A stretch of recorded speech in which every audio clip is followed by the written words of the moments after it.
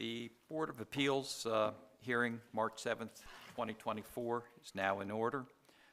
The purpose for our meeting tonight is to hear a request for conditional use and variance for an accessory dwelling unit. This is case number 543. The request is from Stephen Gamatoria. The address of the request is 1305 Courier Street in Havre. I'm sorry? The voting. Oh, we'll do the voting second. I actually did not see that. My bad. Yeah, you're bad. Okay, again. Okay. We'll do a roll call, starting at my left. Please state your name and present. Jeff Carhart, present. Bill Putland, present. Candace Basoli, present. Philip Powell, present. Thank you. Let me put my other reading glasses on here. Okay. At this time, anyone who wishes to speak at this meeting, please stand for the oath. Raise your right hand. Do you hereby solemnly declare or affirm under the penalties of perjury that your responses given and statements made will be the whole truth and nothing but the truth? Yes. Thank you. Please be seated. The codified zoning ordinances for the Mayor and City Council of Havre specify procedures governing the operation of the Board of Appeals for the city. Section 3 dictates administrative requirements to be met prior to the hearing. This includes advertising, posting the property, and notification of applicable property owners. Have these requirements been met? Yes, Have you heard or received any responses from interested parties? we have not. Okay, thank you. The ordinances governing the operation of the Board of Appeals for the city is a matter of public records and is available at City Hall should anyone wish to review it. The applicant tonight is again requesting a conditional use and variance for an accessory dwelling. And at this time, we will start with testimony. Prior to testifying, please give your address for the record. And first, we will hear from the Department of Planning. Hello, this is Eric Lawrence, 711 Pennington Avenue, Associate City Planner. So the Department of Planning recommends approval of the two conditional use requests. 1, an attached ADU on the subject's property, and 2, the modification from the lot specification B, as in boy, to lot specification D, as in dog, per Table 1 in the Zoning Code, Chapter 205. The Department of Planning also recommends approval of the variance request from the strict reading of 205-9 of the Zoning Code, Chapter 205. That being said, going from lot specification B, which has a 40-foot setback and 40% lot coverage, to conditional use lot type D, the setback is reduced to 25 feet and also increases the lot coverage to 50%. So the ADU that's being proposed, although it is 3,300 square feet of living space, there is only 1,650 square feet above grade living that is considered and seen and is ultimately qualifying for lot coverage. In the zoning district, lot type D, lot coverage is up to 50%. The lot coverage, including the building, the proposed garage, and the proposed ADU, would only be up to about approximately 8%. So the goal of the ADU ordinance was to make sure that ADUs were accessory to the main house. The proposed ADU is 1,650 square feet. The main house is 2,101 square feet, thereby maintaining a smaller footprint and being an accessory. Secondly, in addition to that, was the ADU and has to be proportional to the lot. The lot is 1.52 acres, which is an exceptionally large lot for the zoning district R1. That being said, the ordinance for the ADUs was written with the downtown and historical lots in mind, which were typically 5,000 to 10,000 square feet. And the lot coverage for those were generally lot of records, and they were allowed to develop ADUs or structures that were essentially the same size, if not larger, than the primary dwelling.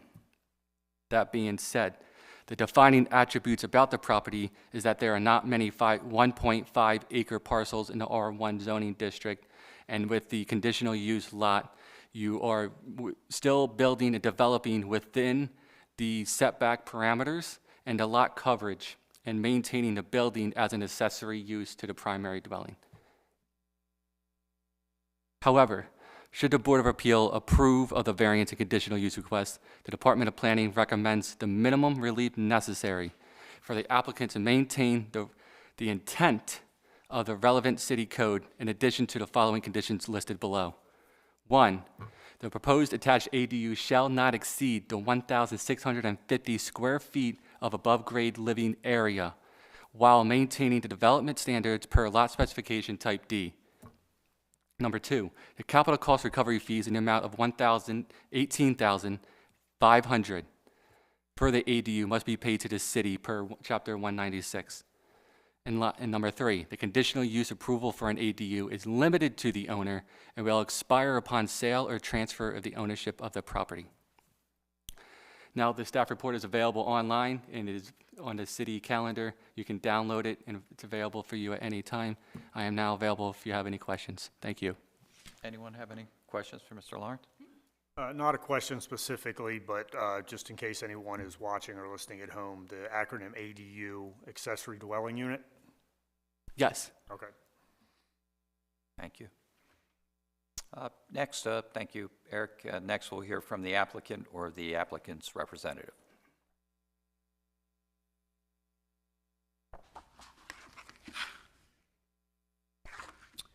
Thank you. Steve Gamatoria, 719 South Union Avenue. I am the applicant. The property owner is Stephen Gamatoria Jr. He's here as well. I feel like Mr. Lawrence and the planning department captured the essence of what we're trying to accomplish with the ADU. And then I'll just, again, reference several places within the document, one being on page 6 at the top. The fact that this is such an extremely large lot, and I concur with Mr. Lawrence's interpretation of why the ADUs are handled in the fashion in which they are coming to the Board of Appeals is because primarily with the smaller lots downtown. And so we're fine with the staff report and are willing to comply with everything. Thank you. Okay, thank you. Any questions for the applicant? Yes. I see that it's all 1650 above grade. Is there planning to put a basement underneath? There is. The basement will not be living space. It'll be storage, and that's where the furnace and the hot water heater and so forth will be located. And whose name is actually on the deed of the property? Junior. And a mortgage company? None. Okay, thank you. And upon selling the property, are you willing to demolish the addition? I don't think it's a requirement to demolish. I think what would have to occur is the new owner would have to come before the board and ask for an ADU as well. Or the, by design of the ADU is there's going to be accessibility from the main house into it. And if the board didn't approve the ADU, there'd be a much larger house there. And, okay, I think that's it for me. Thank you. Okay. Any other questions? No? Okay, thank you. At this time, the board will adjourn and we'll discuss this and come up with our decision.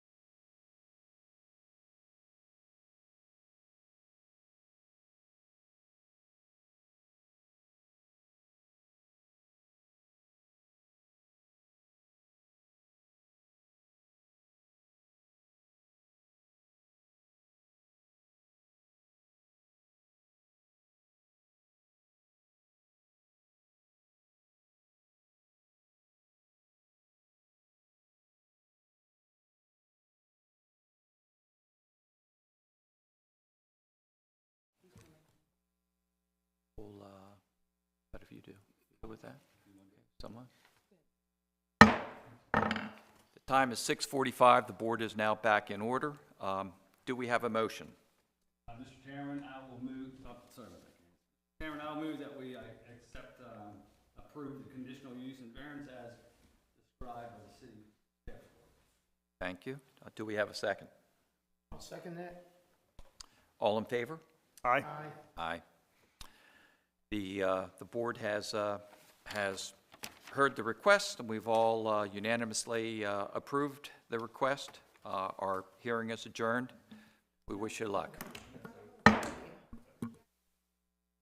This hearing is adjourned. Yeah, it is. They're done, and now we'll have, yes. Yes, we're not. Yes. Okay.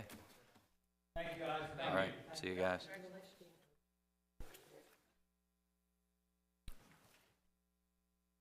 Okay.